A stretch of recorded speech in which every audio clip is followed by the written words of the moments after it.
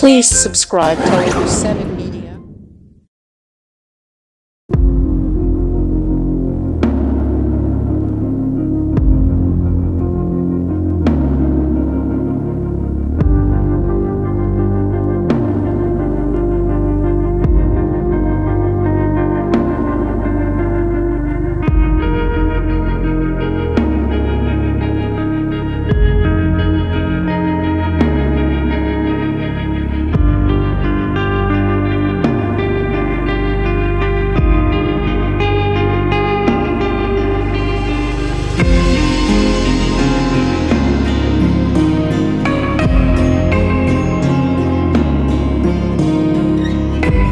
Hi అండి, నా పేరు హీమ.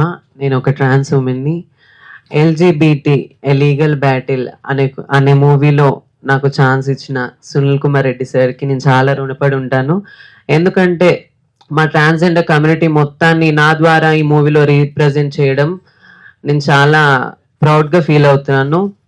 అలాగే ఈ మూవీలో చాలా సీనియర్ యాక్టర్స్తో నేను స్క్రీన్ షేర్ చేసుకోవడం జరిగింది. ఎల్బి శ్రీరామ్ గారు, ఆనంద్ చక్రపాణి గారు, ప్రీతి నిగమ్ గారు, రాజు కేర్ గారు, ఎస్తర్ గారు, ఇలా ఇంకా చాలా మంది ఉన్నారు. వాళ్ళతో స్క్రీన్ షేర్ చేసుకోవడము. అలాగే మా ట్రాన్స్జెండర్ కమ్యూనిటీ నుండి మా పెద్దవారు లైలమ్మ గారు కానివ్వండి, చంద్రముఖి గారు కానివ్వండి, సోనా రాథోడ్ గారు, వాళ్ళతో కూడా ఈ మూవీలో కలిసి యాక్ట్ చేయడం చాలా హ్యాపీగా ఫీల్ అవుతున్నాను. ఈ మూవీ జూన్ 19th థియేటర్స్లో రిలీజ్ అవుతుంది. అందరూ ఈ మూవీ చూసి ఆదరిస్తారని, మమ్మల్ని చూసే చూపులు, మా మీద ఉన్న వేరే అపోహలు కానీ అన్ని వెళ్తాయని, ఈ మూవీ చూసిన తర్వాత మాకు చిన్న సపోర్ట్ కానీ ఏదన్నా వస్తుందని ఒక చిన్న హోప్తో ఇది మా ఫస్ట్ స్టెప్ లాగా అనుకొని ఈ మూవీ అందరు చూసి ఆదరిస్తారని, చిన్న పిల్లల నుండి పెద్దవాళ్ళ వరకు అందరూ ఈ మూవీ చూడాలని మనస్ఫూర్తిగా కోరుకుంటున్నాను. ఇప్పుడు ఇక్కడికి వచ్చిన మీడియా వాళ్ళందరికీ చాలా థ్యాంక్స్ అండి. మీ విలువైన టైంని మాకు ఇచ్చినందుకు అందరికీ thank you so much. Thank you అమ్మా. మెదట నేను ఇవ్వబోయే తీర్పు ఏంటంటే, డెఫినెట్గా మీరు ఈ సమాజానికి కానీ ఈ చిత్రసీమకు కానీ ఈ హ్యుమానిటీకి కానీ మీరు ఇచ్చే గొప్ప ట్రిబ్యూట్ ఏంటంటే థియేటర్లో వెళ్ళి చూడండి సినిమా. ఇది జడ్జిమెంట్ అయిపోయిన తర్వాత నేనేం మాట్లాడగలను ప్రయత్నిస్తాను. జడ్జి అంటే వినాలి, చూడడం కాదు, మాట్లాడడం కాదు.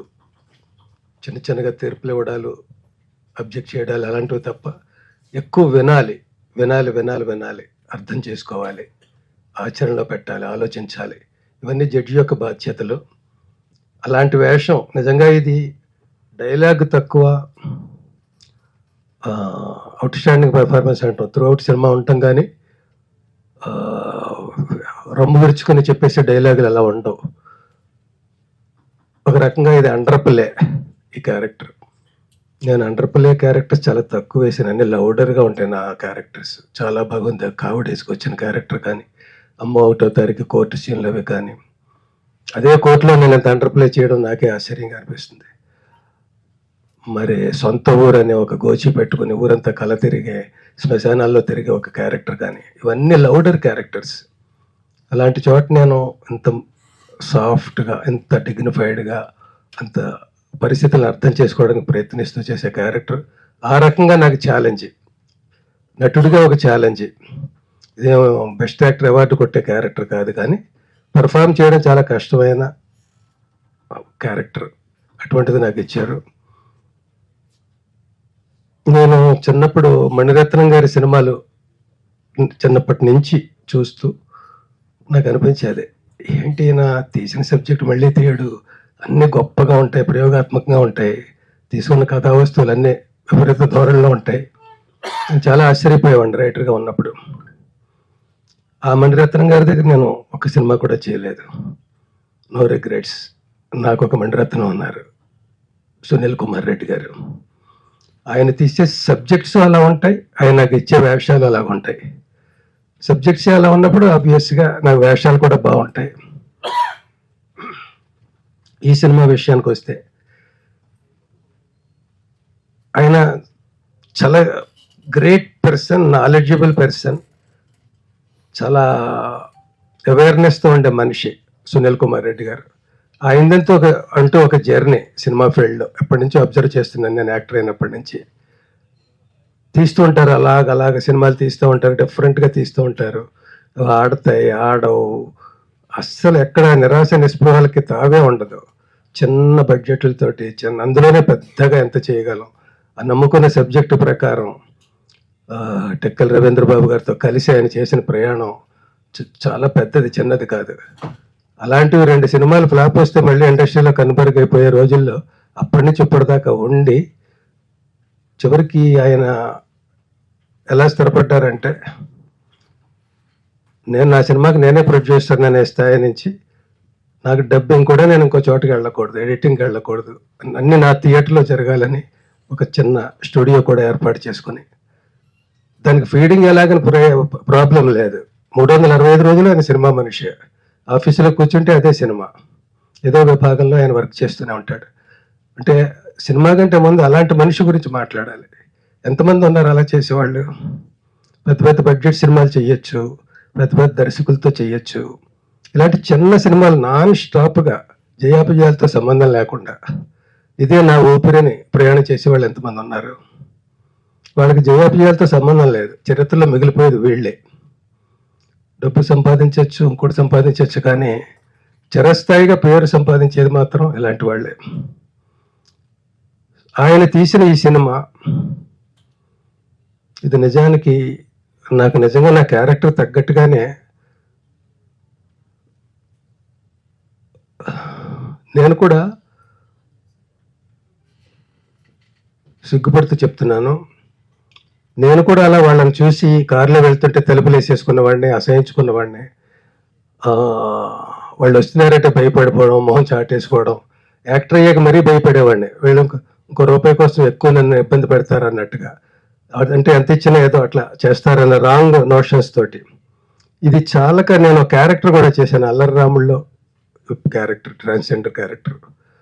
అది ఏదో కొంచెం అది కూడా హై టోన్లోనే ఉంటుంది ఆ క్యారెక్టర్. అలా చెయ్యాలి వాళ్ళది, మన సినిమా పరిభాషలో అలా చేస్తే తప్ప రిసీవ్ కాదు ఆ క్యారెక్టర్. పైగా ఎంటర్టైన్మెంట్ కోసం పెట్టిన క్యారెక్టర్ అప్పట్లో అది. అప్పటి నుంచి మొదలై ఇవాళ నేను వాళ్ళ క్యారెక్టర్స్ అర్థం చేసుకొని కోర్టుగా కేసు వస్తే అక్కడ ఆ జడ్జినే నేనైతే, ఆ జడ్జి ఒక పాత్రధారి అయితే, ఒక ప్రేక్షకుడు అయితే ఎలా ఆలోచించాలి, ఎలా అర్థం చేసుకోవాలి, ఎలాంటి తీర్పు ఇవ్వాలి, ఆ తీర్పు ఇవ్వడానికి నాకున్న పరిధులు ఏమిటి? ఇదే సుప్రీం కోర్టు కాదు, సెషన్స్ కోర్టు. ఇలాంటి కోర్టులో నాకున్న పరిమితులు ఎంత? అసలైన ఈ సబ్జెక్ట్ తీసుకోవడమే డేరింగ్. ఎంత డేరింగ్ అంటే సెన్సార్స్ కాబడలేదు ఇక్కడ మన రాష్ట్రాల్లో. ఎందుకంటే మాకు తెలియట్లేదండి ఎలాగ సెన్సార్ చేయాలో, దీనికి ఏది అడల్ట్ కంటెంట్, ఏది యూ కంటెంట్, ఇది ఏం మేము చెప్పలేము, నిర్ణయాలు తీసుకోలేము. ఎందుకంటే ప్రతి సినిమాకి నిర్ణయం తీసుకోవడానికి మాకు కొన్ని రెఫరెన్స్లు ఉంటాయి. ఈ సినిమాకి రెఫరెన్స్ లేదు. వీళ్ళ సబ్జెక్ట్ని డీల్ చేసేటప్పుడు ఎంతవరకు అడ్వాంటేజ్ తీసుకోవచ్చు, ఎంతవరకు తీసుకోకూడదు, అవి నామ్స్ ఏం లేవు మాకు. మీదే ఫస్ట్ సినిమా, మీరు సెంట్రల్కి వెళ్ళండి అని అలా ఇక్కడ చెయ్యని సినిమా ఇది. ఎంత విచిత్రం! లా ఉన్నా, ఇంకోటి ఉన్నా, అన్నీ ఉన్నా కూడా సినిమా సెన్సార్ విషయంలో ఎలా జరుగుతుందంటే ఎన్ని వేల లక్షల సినిమాలు వస్తున్నాయి మనకి. ఇలాంటి అటెంప్ట్స్ ఎందుకు తక్కువ జరిగి మన వాళ్ళు మాట్లాడినట్టుగానే ఒక కామెడీ క్యారెక్టర్గానే ఎందుకు ట్రీట్ చేయబడింది ఈ క్యారెక్టర్? మరి ఇప్పుడు నలుగురికి తెలిసింది కాబట్టి వాళ్ళ హక్కులు ఏంటి, వాళ్ళ హ్యుమానిటేరియన్ గ్రౌండ్స్ ఏంటి, ఇవన్నీ మనం అర్థం చేసుకుంటున్నాం. అప్పుడు ఎవరు అర్థం చేసుకున్నారు? ఇదిగో ఇవిడ ఒక తల్లి, ఆవిడ పెంచారు అట్లా బిడ్డని. ఎంత ఛాలెంజ్ వాళ్ళ రోజుల్లో. అప్పటి నుంచి మనం ఈనాటి దాకా వచ్చామంటే చాలా గొప్ప విషయం. ఇప్పుడు ఒక జడ్జిగా, సినిమాలో పాత్రధారిగా ఎలా మాట్లాడాలన్నా నాకెందుకు కొంచెం ప్రివిలేజ్ ఉందంటే ఈ క్యారెక్టర్కి తగ్గట్టుగానే ఆ సినిమాలో నా బిహేవియర్ కూడా ఉంటుంది. మొట్టమొదట ఒక మామూలు ప్రేక్షకులాగే నేను జడ్జి స్థానంలో ఉండి ఆలోచించినా కూడా వాళ్ళని రిజెక్ట్ చేసినా, అపోజ్ చేసినా, భయపడినా, చిరాకు పడినా అలా మొదలవుతుంది క్యారెక్టర్ జడ్జి స్థానంలో ఉండి. అలాంటి క్యారెక్టరు కోర్టుకి అలాంటి ఒక కేసు వచ్చిందని తెలిసినప్పుడు, ఆ జడ్జి అందులో ఇన్వాల్వ్ అయ్యి తీర్పు ఇవ్వాల్సి వచ్చినప్పుడు ఫస్ట్ అతను కూడా రిజెక్ట్ చేస్తాడు, ఈ కేసు తొందరగా ముగించేస్తే బాగుండు అన్నట్టుగా. అలాంటి మనిషి రాను రాను రాను రాను రాను రాను అలా పరిస్థితులు కేసు నడుస్తుండగా తను కూడా స్లోగా ఇంజెక్ట్ చేయబడతాడు. దీనికి ప్యారలల్గా కొన్ని క్యారెక్టర్లు, ఈ క్యారెక్టర్లు రోడ్డు మీద నన్ను హింసిస్తూ ఉంటాయి. వాళ్ళని స్టార్టింగ్లో ఎలాగ నేను ట్రీట్ చేశాను, ఈ కేసు ఇలాంటిది వచ్చినప్పుడు ఎలా ట్రీట్ చేశాను, వాళ్ళ పరిస్థితులు వింటున్నప్పుడు బయట వాళ్ళని ఎలాగా ట్రీట్ చేశాను. ఇది నాకు కోర్టులో బిహేవ్ చేయడానికి నాకు బయట అట్మాస్ఫియర్ హెల్ప్ అయింది, బయట బిహేవ్ చేసేటప్పుడు కోర్టు అట్మాస్ఫియర్ ఇది నాకు హెల్ప్ అయింది. అలా అలా చివరికి నేను వాళ్ళ ఇళ్ళకి వెళ్ళి, వాళ్ళ పర్సనల్ లైఫ్లోకి వెళ్ళి, వాళ్ళ ఫెస్టివల్స్ అవి నేను అందులో పార్టిసిపేట్ చేసి, నేను కూడా ఒక ప్రేక్షకుడిగా వాళ్ళ జీవితాల్లో రియల్ లైఫ్లో సినిమాటిక్గా కాదు అవి చూసి, సినిమాల్లో కోసం వెళ్ళి పర్సనల్గా చూశాను. సినిమాల్లో సీన్లు ఉన్నాయి, అట్లా ఆ సీన్ల కోసం వెళ్ళి వాళ్ళతో గడిపాను నేను. అప్పుడు నేను ఎలా ఫీల్ అవుతాను. అలా మనం ఇప్పుడు ఈ సమస్య, ఇది సమాజ సమస్య ఇంత రహస్యంగా ఉంచబడుతుందంటే, వాళ్ళ బిహైండ్ ది కర్టెన్ స్టోరీ అంటూ జనాలకు తెలియదంటే, మనం తెలుసుకుని తీరాలనుకుంటే మనం అన్ని విషయాల గురించి తెలుసుకుంటాం. వేళ 2 ఏళ్ల పిల్ల దగ్గర నుంచి 80 ఏళ్ల వరకు దాకా అందరి దగ్గర సెల్స్ ఉంటున్నాయి, సెల్ ఫోన్స్.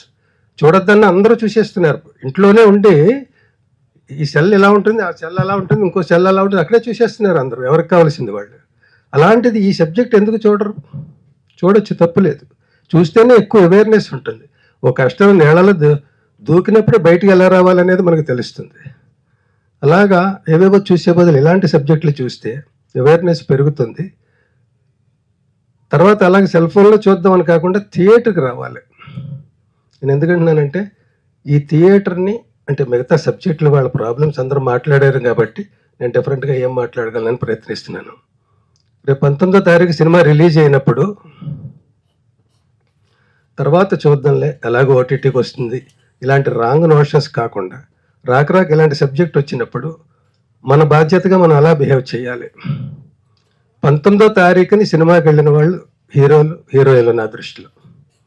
ఎందుకంటే లిమిటెడ్ థియేటర్స్లో టు స్టార్ట్ విత్ రిలీజ్ చేస్తున్నారు. ఇది పెద్ద 400 థియేటర్లో రిలీజ్ చేసే సినిమా కాదు కదా.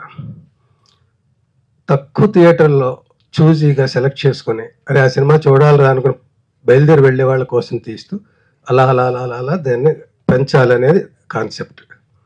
ఆ మొదటి రోజు సపోజ్ 125 సీట్లు ఉన్నాయి అనుకుందాం, అందులో 25 మంది వీళ్ళు ఉండొచ్చు ప్రతి చోట కూడా. ఇద్దరు మన ఇంటికి వస్తున్నారంటేనే మనం తలుపులు వేసేసుకునే రోజుల్లో వాళ్ళ మధ్య కూర్చుని సినిమా చూడడం ఒక హీరోయిజం. అది మన మగతనం అంటే. అంతే తప్ప వాళ్ళు అయిపోయి చూద్దాం, లేకపోతే ఇంట్లో చూద్దాం అంటే మనం మగాళ్ళమే కాదు. మనం అసలు సమస్యను ఫేస్ చేయలేం. అప్పుడు సిగ్గుపడాలి నిజంగా. ఇలాంటి సినిమా చూడకపోయినా పర్వాలేదు, కానీ వాళ్ళ మధ్య చూడలేకపోతున్నాం అనేది ఉంటే అది ఇంక సిగ్గుపడాల్సిన విషయం. కాబట్టి ఓపెనింగ్స్ బాగుంటే ఈ 40 థియేటర్ల 400 థియేటర్లు అవుతుంది ఈ సినిమా కూడా. దాన్ని చేయాల్సిన బాధ్యత మన అందరిది. థియేటర్స్ వాళ్ళ మధ్యలో కూర్చుందాం. నేను యాక్ట్ చేశాను, వాళ్ళు ఎళ్ళకి వెళ్ళాను. నేను మీకంటే పెద్ద తోపునే, పెద్ద ఆర్టిఫిషియల్గా జీవితాన్ని గడిపిన వాడిని. నేను వెళ్తా, మీరు కూడా రండి సరదాగా. అన్ని చోట్ల అందరూ కూడా అలాగే చూద్దాం. సో ఇంక మిగతా విషయాలన్నీ మాట్లాడినవే. అదృష్టం అవకాశం ఉంటే పెద్ద సక్సెస్ మీట్లో మళ్ళీ చాలా మాట్లాడాలి. ఈ సినిమా వరకు ఒక ఇద్దరికి ఎక్కువ నేను అభినందించాలి.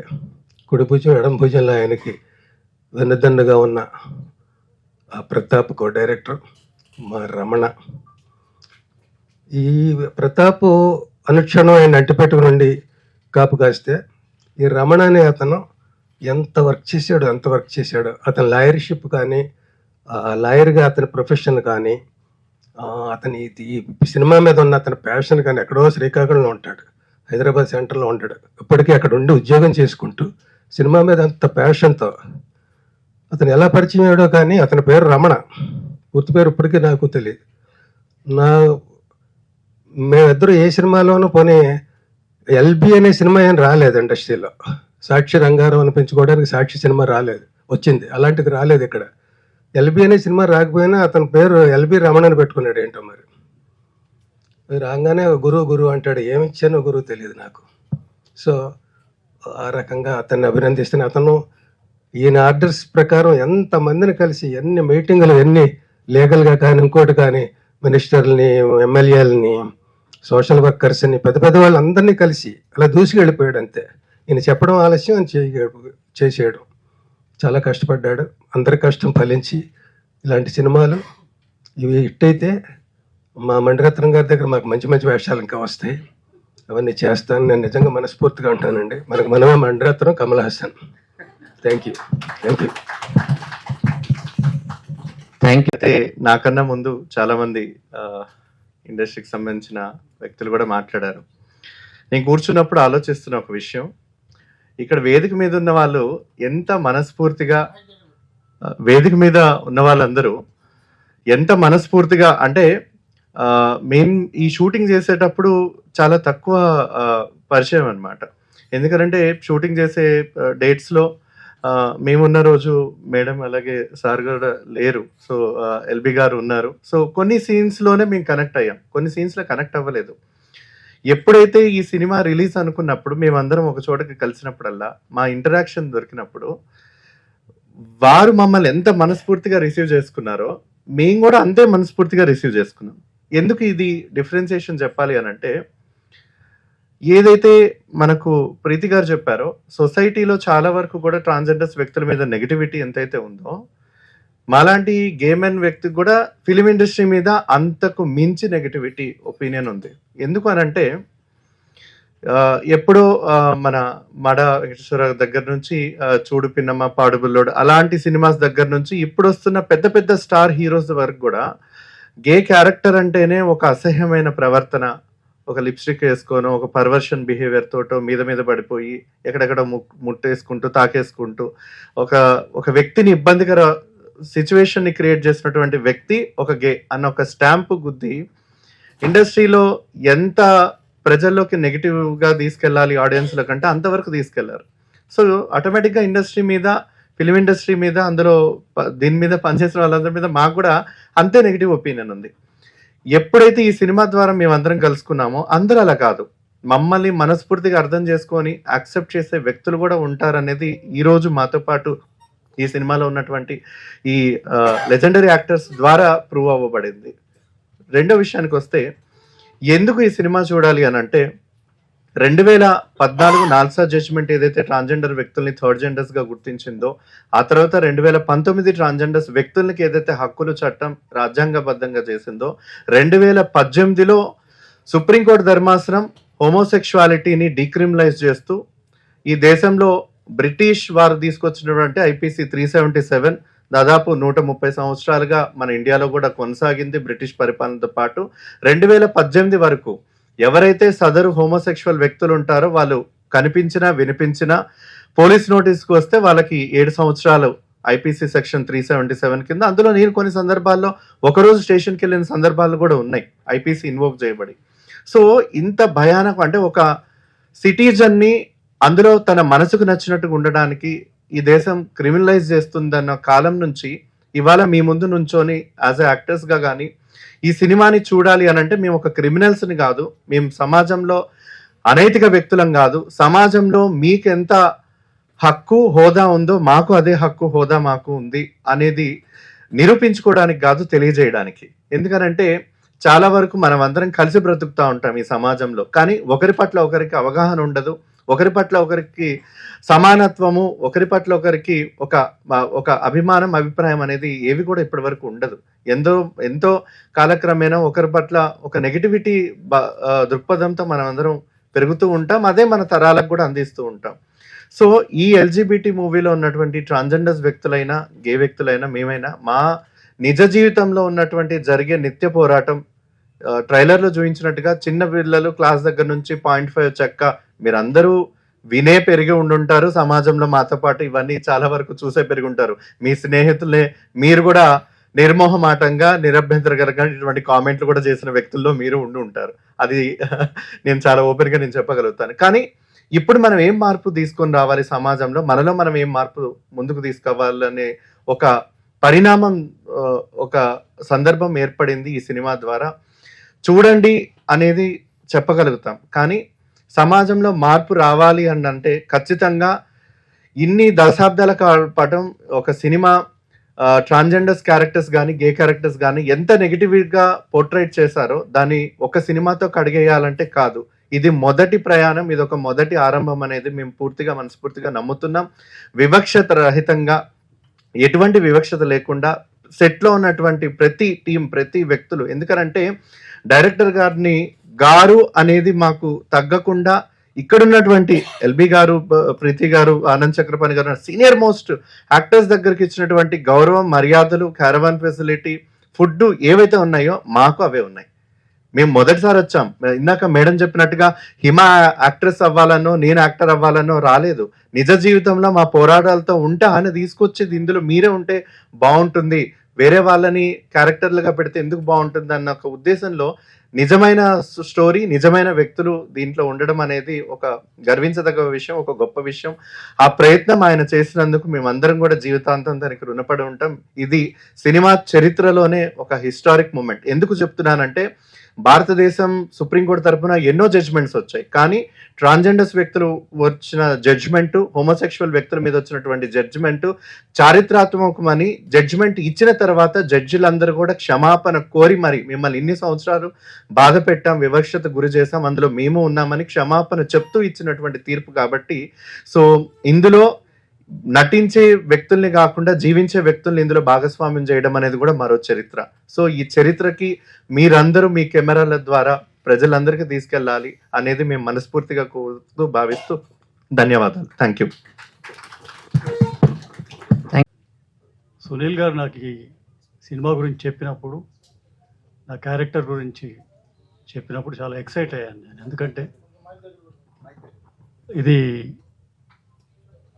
రెగ్యులర్ ఫార్మేట్లో వచ్చే సినిమాలకి చాలా భిన్నమైన సినిమా, చాలా భిన్నమైన క్యారెక్టర్. అంటే దీంట్లో చాలా లేయర్స్ ఉన్న క్యారెక్టర్, అంటే shades, different kind of shades ఉన్నాయి దీంట్లో.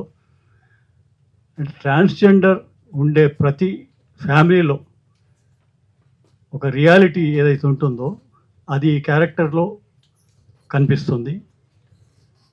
తర్వాత సమాజంలో మార్పు కోరుకోవడం కోసమే ఈ సినిమా తీయడం జరిగింది. అంటే వాళ్ళ జెండర్ ఈక్వాలిటీ కావచ్చు, తర్వాత ఫైటింగ్ ఫర్ దే రైట్స్ కావచ్చు, డిస్క్రిమినేషన్ గురించి కానీ, తర్వాత లాలో కూడా there are lot of lapses as far as the transgenders are concern.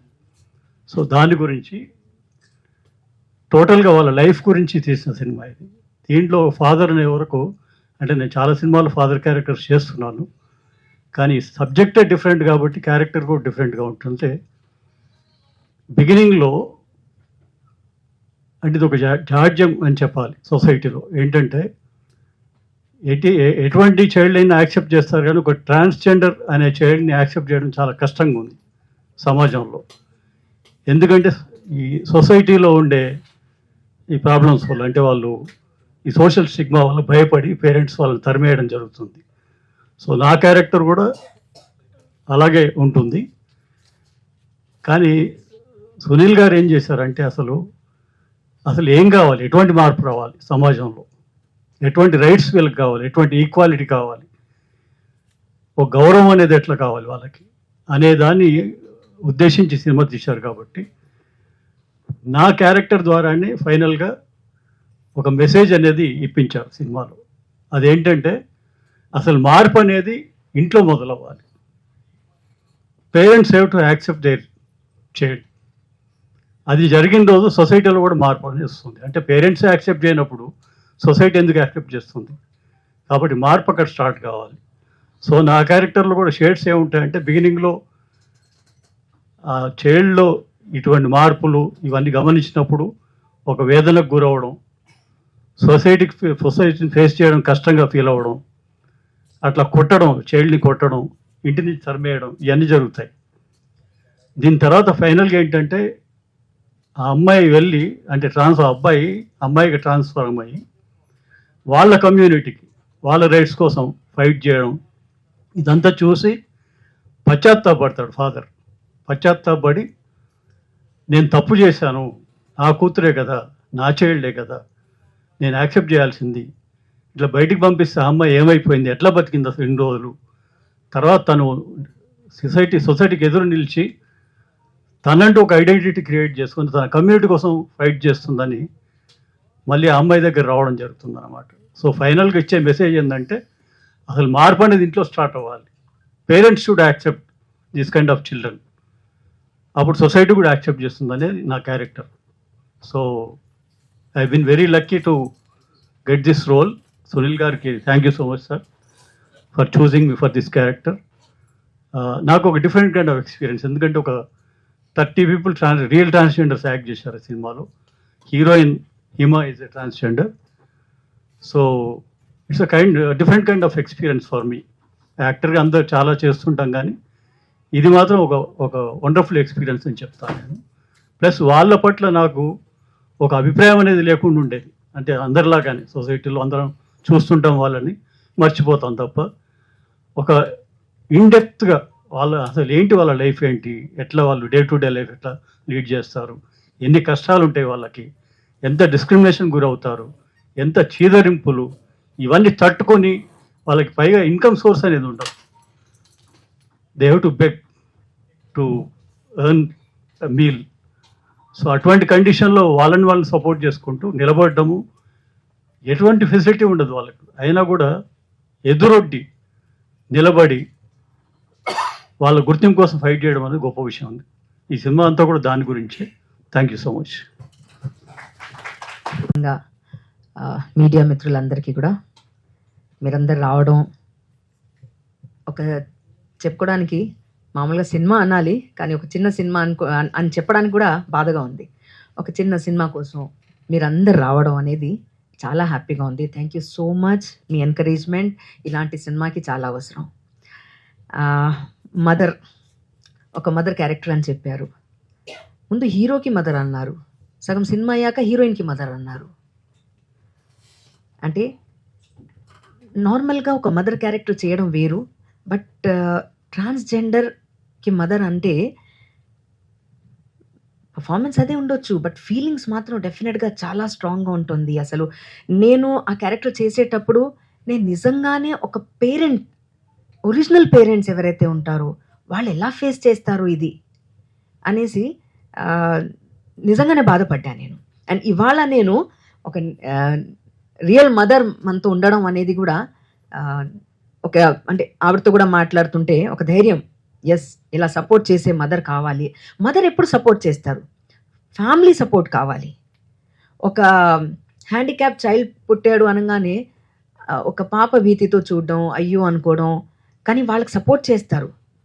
అందరు చూసే వాళ్ళు కూడా అయ్యో అనుకుంటారు, కానీ పేరెంట్స్ కూడా చాలా సపోర్టివ్. ఎందుకంటే హెల్త్ బాగాలేదు, ఇది కూడా హెల్త్ కండిషనే కదా, వాళ్ళు సృష్టించింది కాదు, ఇది దేవుడు సృష్టించింది.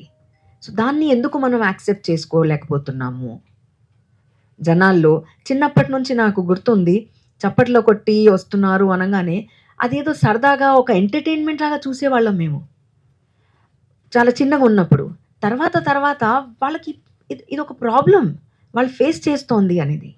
వాళ్ళకి జాబ్స్ ఉండవు, ఎడ్యుకేషన్ ఎక్కడికి వెళ్ళినా కూడా డిస్క్రిమినేషన్ జరుగుతూ ఉంటుంది వాళ్ళకు. సో ఇవన్నీ ఆలోచిస్తే ఫస్ట్ యాక్సెప్ట్ చేయాల్సింది నిజంగా పేరెంట్స్. ఇంకా వాళ్ళ చేతిలో లేదు, వాళ్ళు చేయాల్సింది ఏమీ లేదు, మనమే వాళ్ళకి సపోర్ట్ చేయాలి. ఎస్, ఇదొక డిఫిషియన్సీ, ఇదొక ప్రాబ్లం, ఇలాగే దేవుడు పుట్టించాడు, వాళ్ళని యాక్సెప్ట్ చేయాలి అనేది ప్రతి పేరెంట్. అంటే ఇలా చైల్డ్ ఉంటే మాత్రం దయచేసి పేరెంట్స్ ముందు యాక్సెప్ట్ చేస్తేనే సొసైటీ యాక్సెప్ట్ చేస్తుంది. వాళ్ళ ఫైట్ చేస్తున్నారు, వాళ్ళ ఈక్వాలిటీ కోసం లీగల్ బ్యాటిల్ చేస్తూనే ఉన్నారు పాపం. బట్ కొన్నిసార్లు మీ అందరి ముందు చెప్తున్నాను, కొన్నిసార్లు నేను చూశాను ఒరిజినల్ ట్రాన్స్జెండర్స్ కాకుండా కూడా రోడ్ మీద వచ్చేసి వాళ్ళు కూడా ఇలా చప్పట్లు కొట్టి అడగడం చేస్తుంటారు. అంటే ఈ విధంగా కూడా కడుపులు కొడతారా అన్నట్టుగా అనిపిస్తుంది.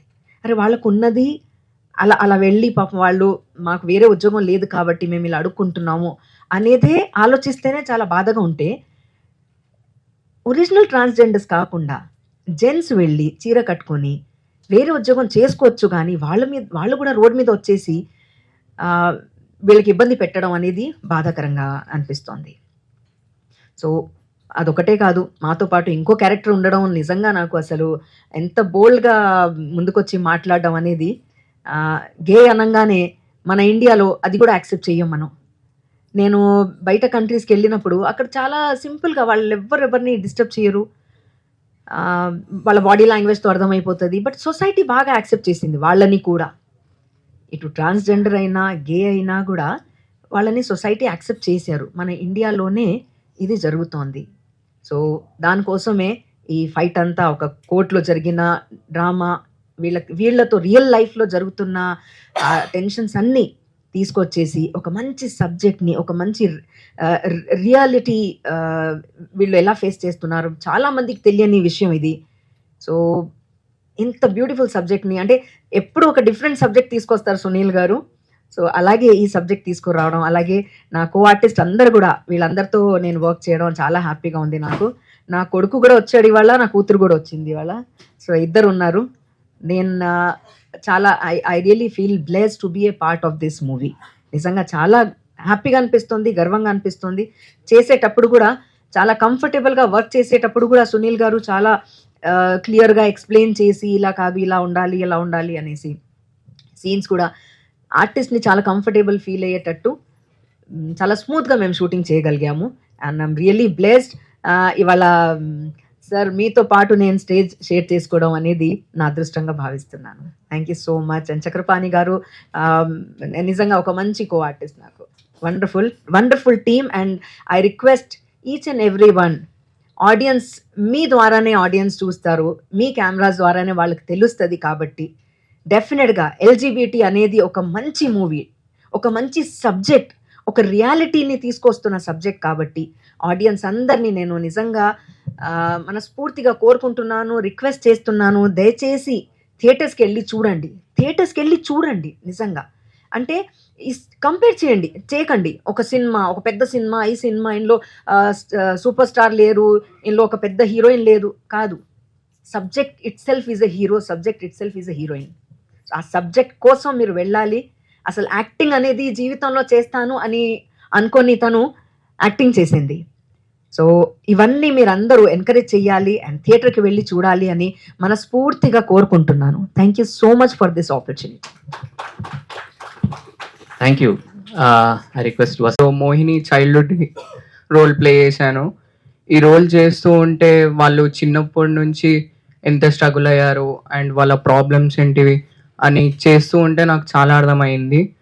అండ్ రియల్గానే ఇలాంటి మూవీని అందరూ ఎంకరేజ్ చేయాల్సింది.